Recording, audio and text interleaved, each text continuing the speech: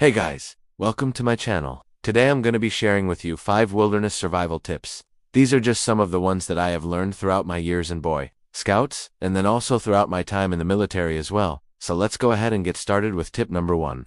Tip no. 1 is if you find yourself lost or injured in the wilderness, stay put. This may seem counterintuitive because most of us have heard the phrase move to higher ground in the event of a flood or an avalanche, for example, and you should move away from danger if possible. But more often than not, staying put is actually the best course of action. If you get injured, for example, moving could aggravate your injury and make it worse. Or if there's a blizzard raging outside and you try to move to higher ground, you could end up getting even more lost and injured.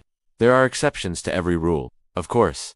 If you're in immediate danger, obviously move out of the way. If there's a wildfire bearing down on you, obviously run away. But more often than not, staying put is the best course of action. And this is especially true if you've been injured. So tip no 1. If you find yourself injured or lost in the wilderness, stay put. Tip no. 2 is to use the buddy system. And honestly, this one should go without saying. Never hike alone. There's safety in numbers, and this can't be stressed enough. If you get injured while you're out in the wilderness, or you get lost, it's always better to have someone there with you who can help you out, or at least hike out to get help. It only takes one person to get help. Obviously, the more people you have, the more manpower you have to get yourself out of a bad situation. But it only takes one person to go out and get help. Let's say you're hiking by yourself and you break your leg. Well, you can't really do much of anything. You can scream and yell all you want, but nobody's going to hear you. Even if they did, they probably wouldn't know which direction to come from to find you. So you can try to flag someone down. But again, that's unlikely to happen. However, if you had a buddy with you and he went out and got help, well, now all of a sudden you have a much better chance of survival. If you get lost, it is also a good idea to keep a map and compass with you and know how to use them. But again, having that buddy with you, having another set of eyes looking at a map, or even just helping you navigate through the wilderness, is invaluable. So never hike alone. Always hike with a buddy. That's tip no 2. Tip no 3 is shelter. Protection from the elements is key to surviving in the wilderness. If you find yourself lost in the wilderness or injured, seek shelter immediately. If you're injured, you'll lose body heat a lot faster, and it's important to keep warm. If you're lost, you don't want to waste energy trying to build a shelter. You want to conserve your energy as much as possible. But if it's cold outside, you need to keep warm.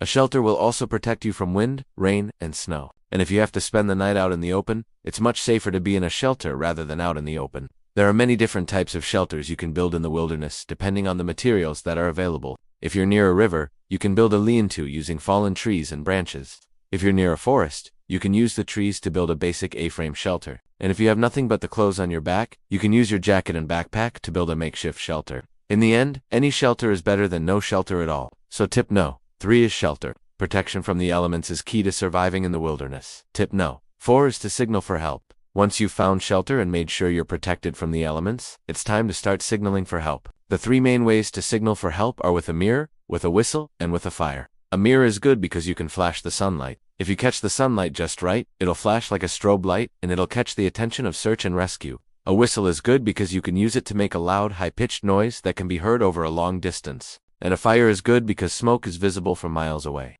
So when starting your fire, let it burn as green as possible, so that there's a lot of smoke. You can also use your shelter to signal for help. For example, if you built an A-frame shelter, you can lay out the branches in an X or an SOS pattern. So those are 3 ways to signal for help.